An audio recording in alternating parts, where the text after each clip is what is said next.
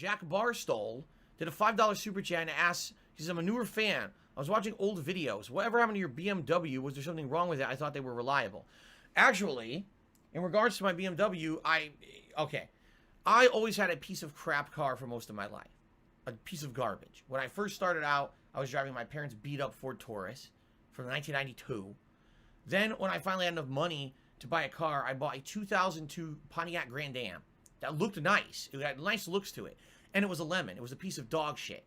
The car had so many problems. Leaking, transmission fluid. I had to redo the transmission once, which was basically the entire cost of the car. The brakes kept going. It was a really crappy car. And I drove it everywhere. I drove it to Street Fighter tournaments all across the country. One time I drove all the way down from Connecticut, all the way down to like fucking Virginia and shit. The car sucked, but it was mine, right? So I had that car all the way until 2014. Now in 2012. I got confused there. In 2012, something interesting happened. I was making good money for the first time in my life. I was a full-time YouTuber back then whose channel was very hot. If you remember, back in 2014 when I put out gameplay videos. 2014, I keep saying. It's 2012. Back in 2012 when I put out gameplay videos. It didn't even matter what game it was. I would get tens of thousands of views on like the first 10 videos of any playthrough, which essentially would make me, no exaggeration, hundreds to thousands of dollars every game I ever played. That's how profitable YouTube was back in the day, just with ad revenue. It was insane. So I was rolling in dough at that time. Not gonna lie, I was. And because of that, I was like, why am I driving this piece of shit Grand Am? It's falling apart. By then it was almost a decade that I had owned the thing. And it was really falling apart. It was actually starting to leak oil everywhere. And the window was busted. It sucked into the door and wouldn't go up anymore. It was like getting stuck and shit. And I was like, this car's on its last legs. This thing is just having so many issues. And at the time, I was like, I want a new car. Now, there's many things I could have done. I could have bought a car outright. I could have leased a car. I could have went to various different things. Here's the truth of the matter. I wanted a new car that I didn't want to have to do any work on it, because that Grand Am had been such a lemon to me. I had so many times I had to take it to the shop, have things redone from the ground up. I paid for that car, no exaggeration, probably 3 times. Since I bought it on repairs, I kept rebuying it with the cost of repairs. Okay? So finally, when 2012 hit, I wanted to get a car that, number 1, was going to be ultra reliable. Number 2, was not going to cost me any money for maintenance. And number 3, something that was just easy to do and get and not have to do a lot of work. So, I'm not kidding you. About 5 minutes away from where I lived in Connecticut was a BMW dealership. It was like right down the street, right around the corner. And one day I drove in there and I said, my car is a piece of dog shit. It's falling apart. In your lot, it's leaking. I need to get rid of this and I need a new car. And so they showed me all their models or whatever. And at that time, I didn't want to go crazy. I didn't want to get a high-end BMW because I didn't know anything about the cars, actually. I really didn't. I just walked in saying, I need a car. Really stupid, right?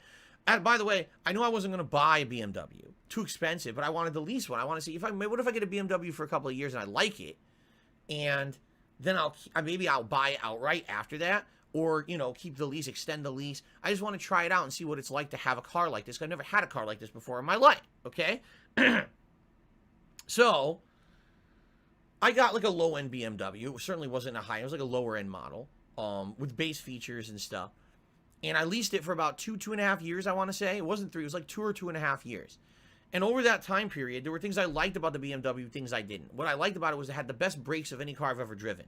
You could stop on a dime if you needed to. Okay? And obviously, BMWs look nice. They have a nice leather interior and everything. It's a very nice car. A very nice looking car. But it also had a bunch of stuff that I didn't need. Like a built-in GPS into the dashboard. What the fuck do I need a screen installed in the front of my car for, right? A moonroof. What the fuck is a moonroof? Oh man, let me tell you how many times in my life up to that point, I was just sitting in my car at night, and I was leaning back and saying, man, I just really wish I could stare at the moon right now. It would just enhance my car experience if I could stare at the moon. If I had a hole right here in my ceiling of my car. You know? But anyway, the point I'm making is, the BMW was a nice car, but it was very expensive, all right? And it had all these features I didn't need, okay? The real reason that I wanted the BMW was because it has full maintenance. When you lease a BMW, everything with that car is covered.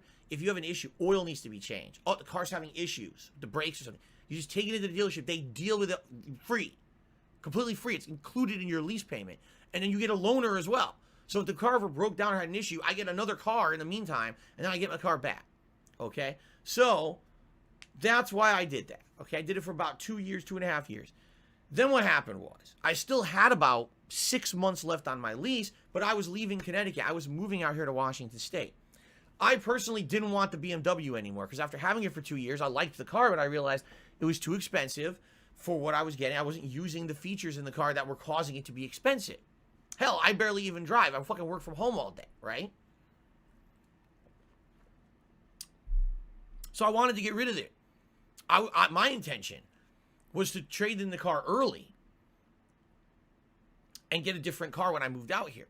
When I went there, I was shocked. They said, oh, well, the only way to get out of your lease is to pay the whole thing. Huh?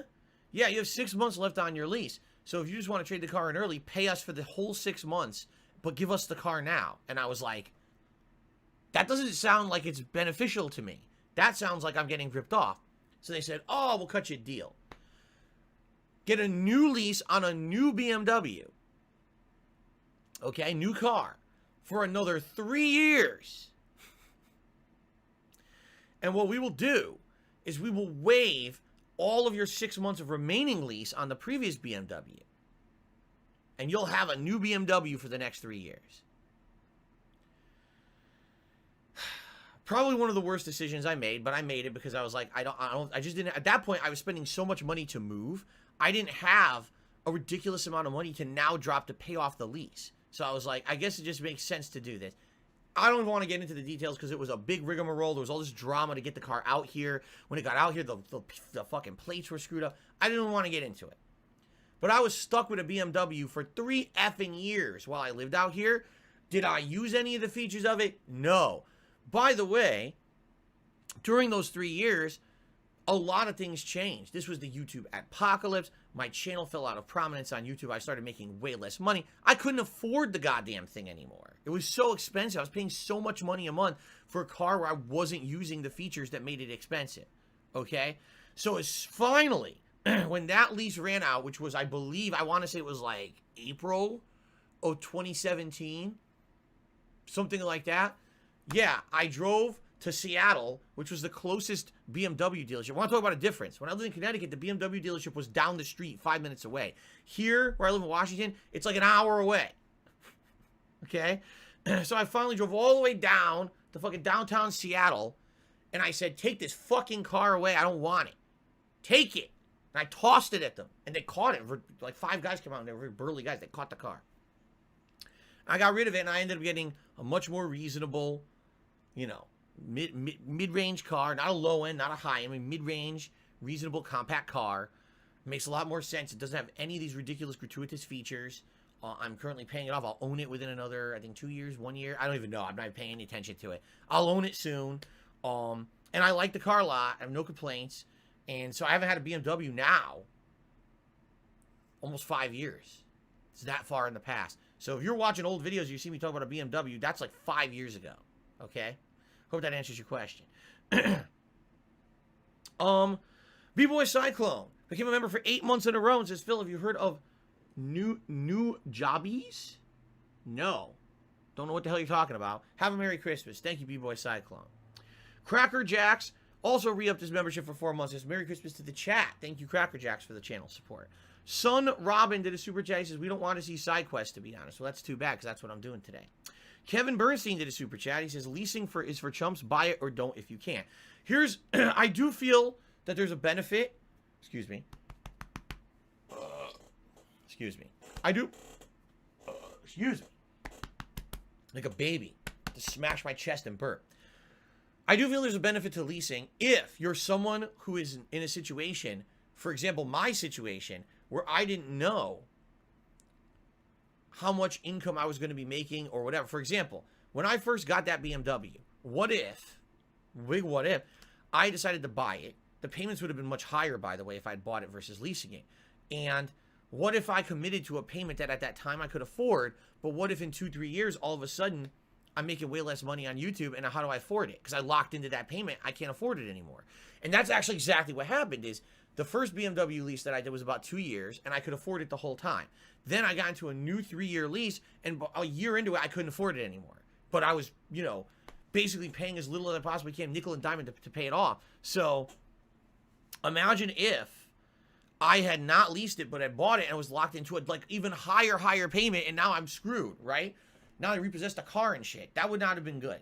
So I feel like if you're in a situation where right now you can afford something, but you don't know long term how your life's going to go, leasing makes sense. I also feel that leasing makes sense if you're the kind of person who, I'll be honest, makes a lot of money and doesn't want to be stuck with a car for a long term. What if you just like having new cars?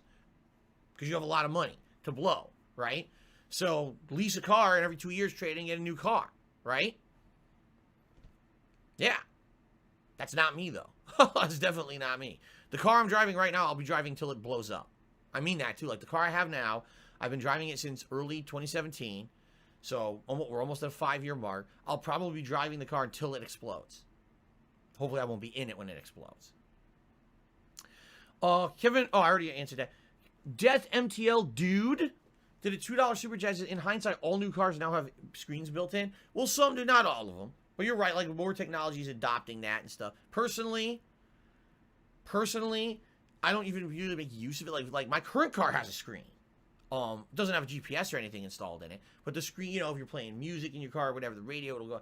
Barely even use it. You know, I don't even fuck around. I get in my car to drive places. I get out of my car. I don't fuck around in my car, you know. And then Chicken Man did a super chat. He says, I lease for free repairs. I got sick of repair cars. That is correct. That is actually one of the biggest benefits of leasing, is that you are not responsible at all for the cost of maintenance or repairs on that car. It's all included in your lease agreement. So if something goes wrong, you take it in, they do it, and you get a loaner as well during that time frame when they're repairing it. When you buy a car, you get a warranty that's limited, and depending on what car you buy and where you buy it from, etc., that warranty will last a certain amount of time. But then it expires. So for example, on my current car, the warranty was only good, I want to say it was 2 or 3 years, and now it's done. And I have to pay for everything myself. If something goes wrong with that car, I have to pay for repairs or whatever myself. Which is frustrating, because you don't want to pay for repairs, you know? Fuck this. I'm already paying for the car. Why am I also paying to repair the car? But the good news is, like I said, it'll be paid off in a year or two, tops. And then I won't have the car payment anymore, so. Lich Girl asked, can I parallel park? Yes. In fact, here's the good thing about modern cars. They all have backup cameras now. So, things that used to be very difficult to do are actually not difficult at all anymore. And are very easy to do. So parallel parking used to be, oh my god, I can't judge. Now there's a camera that shows you literally with lines and everything how close you are. Parallel parking is no longer a challenge. It's very easy to do with the backup camera, at least in my experience. Some cars actually have a built-in parallel parking feature where the car will actually use sensors and cameras to do it for you, which is kind of neat. I don't have that though. Okay. Money Creature did a super chat. Says, do you not see the fine print on the lease? I thought you had a business degree. My advice on not getting swindled by shady deal. Any advice by not getting swindled by shady dealers? When I first got the BMW, right, I had no idea what my life was going to bring. I'm just being honest. Remember, it was 2012. I had only been doing content creation on YouTube full time for 1 year, and that 1 year was insane. 2011 into early 2012, that's the most money I will ever make in a short period of time. Never in my life will I ever make that much money ever again. The ad revenue on YouTube was flowing like a fucking golden river. It really was. I felt like fucking Scrooge McDuck jumping into his fucking giant vat of gold coins at that time. It was ridiculous. Seriously. And that happening, I didn't know what was going to happen with my life at all. I didn't know if I was going to continue to make that level of money or not. That's why I leased rather than buying. And no, you're right. Did I absolutely positively read every piece of the contract? No, I didn't. Admittedly. I knew that there was actually like a fee to cancel. I didn't know it was pay the whole thing, but I knew that there was a fee to cancel your lease or whatever. So But that's neither here nor there, right? Like, it doesn't really matter. It's all in the past now. Now I understand how car leases work. Now, in regards to not getting swindled by a shady dealer, that's a tricky one. That's a very tricky one. Because I don't know if there's even a dealer out there who isn't going to at least tell you some half-truths to try to get you to sign on the dotted line. Seriously. Like, I remember when I first got this lease with this guy, it was like a really good relationship and everything. And then I remember when I went to trade it back in and they were like, you got to pay this, you got to pay that. I'm like, what the fuck, really? And then he was like, oh, don't worry. We'll just get you a new lease. This will be so good. We'll get you another car. And he promised me the world. He did. He promised me the world. He basically said, this car is going to arrive on this date out there. You're going to have it right away. All the work will be done for you. It will not be a big deal at all. And literally, like, it was all lies. The car showed up way late than it was supposed to.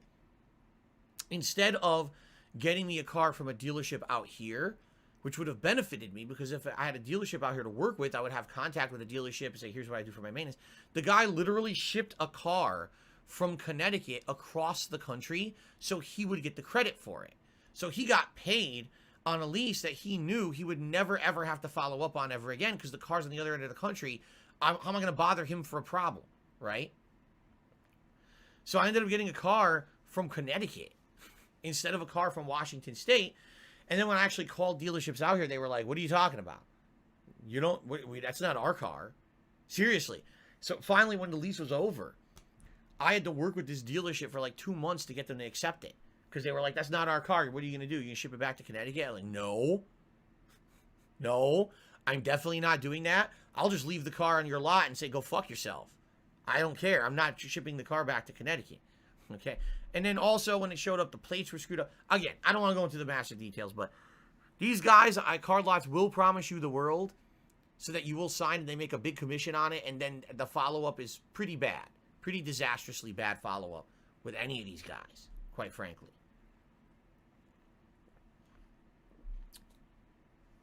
But it's like that almost with every car dealership. I didn't have an amazing experience with my current car either. I mean, the guy was nice when I bought it, and then immediately after, no follow-up, not even checking to see if the car was good. There was one point when it was time to bring it in for maintenance, and it was actually included, and I called, and they were like, yeah, well, just so you know, there's like a 2-month wait list. What? Yeah, because it's included, there's a 2-month wait list for you to get an oil change. 2 months you want me to wait to get my oil change? Yes. Oh, I'll just go fucking get it done Jiffy Lube then. Anyway, let's continue. Kevin Bernstein did a super chat and says, lease worse for credit if you run out money each month.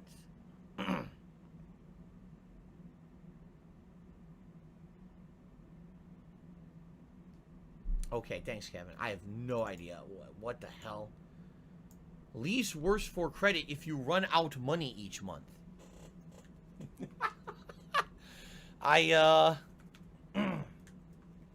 Kevin, happy holidays, sir. Okay. Colored pencils. Did a super chat. Didn't Macy's screw you with furniture? Yes, they double charged me, essentially. Or they undercharged me, telling me that I paid the whole thing, and then they charged me more. It's salespeople, man. Sometimes salespeople who are commission-based, they'll do whatever they can to get ahead and make a buck. It's just true. Not everyone, by the way. Just so you understand. It's not every person. It's just some people just are not the most scrupulous, I think it would be called. Yeah. So, in a nutshell, when I came out here, I bought furniture for the house.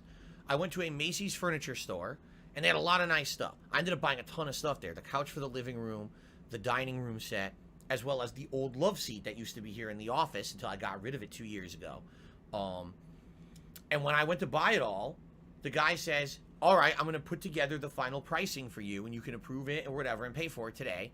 And then what we're going to do is put stuff on order, because not everything was available right away. If I remember correctly, I think the dining room set, no, the couch was available right away. The dining room set, I had to wait like a week. And then the love seat for this office, I had to wait like, if I remember correctly, like 2 months or something crazy like that. I really liked the love seat, but it took a while to show up. Okay? So the guy, on the day of purchase, the guy brings me the whole contract and says, here's your final price. Here's broken down the cost of each item. Here's your final price. How are you going to pay for this today? Blah, blah. I signed, I approve. Here's the credit card. Put it all on there. Done. Okay. Couch shows up within like a day. Awesome couch. Love it. Dining room set shows up within like a week. Awesome dining room set. Absolutely love it. Gotta wait a month or two. All of a sudden, 2 months later, I get a ginormous charge on my credit card. The hell? What is this? From Macy's. Right? So, of course, I call. Oh, that's the love seat. What do you mean that's the love seat? That's the cost of the love seat. It's coming this week. It just shipped. But wait a minute. I was in the store. I have a piece of paper in front of me. I saved the receipt. This was the price of everything included. He even broke it down. He charged me for it that day. I paid for this 2 months ago. Why are you charging me for the love seat 2 months later? Oh, well, no, that didn't include the cost of the love seat. But what are you talking about? I have it in front of me. The salesman told me, oh, well, we don't know what he told you. That was wrong. This is the cost of the love seat. So I called my credit card company. I disputed it with them. I sent them the evidence. They argued with Macy's for about 2 months. And then after that, the credit card company contacted me and said, there's no way we can win this one. Because it's he said, she said. You know, the salesman is going to argue that they told you you were going to get billed extra money later for the love seat. You're going to say you weren't. And if this was like a smaller charge, maybe we could have wrote it off, but this is a big one. It was like, it's a lot of money for this love seat. So they fucked me, basically. And I couldn't believe it because I thought the credit card company would have my back, and they didn't. They actually shot it down and said, no, because this is literally he said, she said, and there's no way to prove what you're saying because we weren't there. You know, you recorded a conversation, but no one does, right? So I got screwed. How much was it for the love seat? I actually don't remember. For some reason in my head, I'm remembering like $700, but it could be wrong. I could be completely, I mean, this was so long ago, dude. This was like 8 years ago. I don't fucking remember, actually. But I think that's what, and that's ridiculous. Like, that's way too expensive for the love seat. Because I remember what he had said. He had said, because you're buying so much today, we have these package discounts. So because you're buying a full-on sectional couch, a dining room set, and the love seat, there's discounts involved, and that's why you're getting this group price. In essence, he lied. In essence, there was no group price. He just didn't charge me for the love seat, and then they billed me 2 months later. He lied. He's a fucking asshole. Okay. John Storm said, did I ever go back to the Macy's and have a word with the manager there? Oh, yeah, here's what I did. I went back, and I went to the Macy's. I stormed, first of all, as you know, I'm a very manly man. So I didn't just go back. I stormed it. I kicked the front glass doors as hard as I could inwards. They shattered into a million pieces and just big projectiles shooting all over the store. So all the salespeople had to hit the floor to dodge the glass shards as my rage impaled the store. Okay? I screamed at the top of my lungs, I demand to see the manager. Oh, and everyone immediately emptied their bowels, defecated in their pants. They were so afraid of me. Okay? So then the manager came up. Oh, sir, what is it? Oh, don't hurt me. And so immediately when the manager walked up, I punched him straight in the face, caved his face in, whoop, went right to the hospital. That was it for him. So immediately I sent the example so everyone would know what was going on. And then I found a salesperson who had lied to me. Okay? And what I did was, he was an elderly man, by the way, an older guy, much older guy. I'd argue probably in his 60s or something like that. And what I did is I grabbed him by the neck, and I lifted him up with one hand like this, because I'm so much stronger, so powerful. I lifted him up with one hand, and he dangled like a rag doll from my hand. And I said, you piece of garbage. So you ripped me off, and now I send you to the nether realm. And my hand ignited, and his entire body went up in flames. And he turned into a flaming skeleton, and I banished him to the nether realm.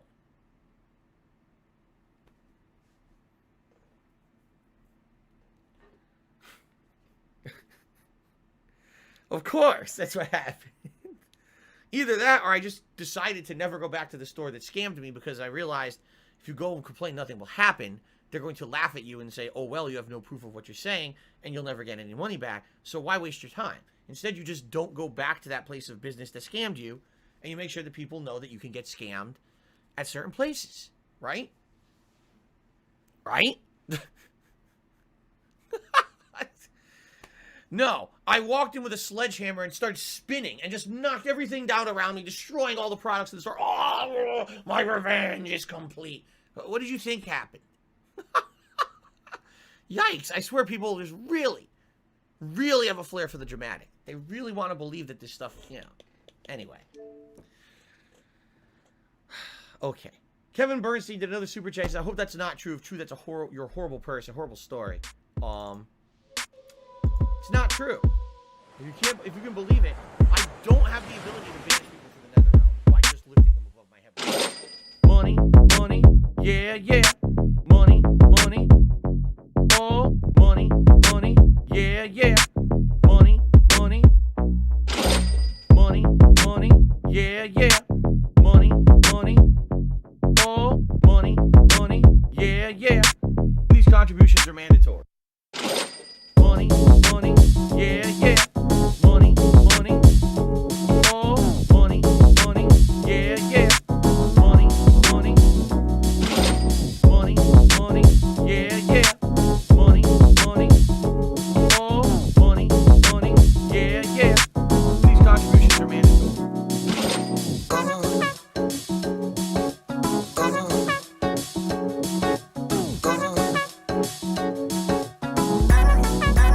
Show me the money.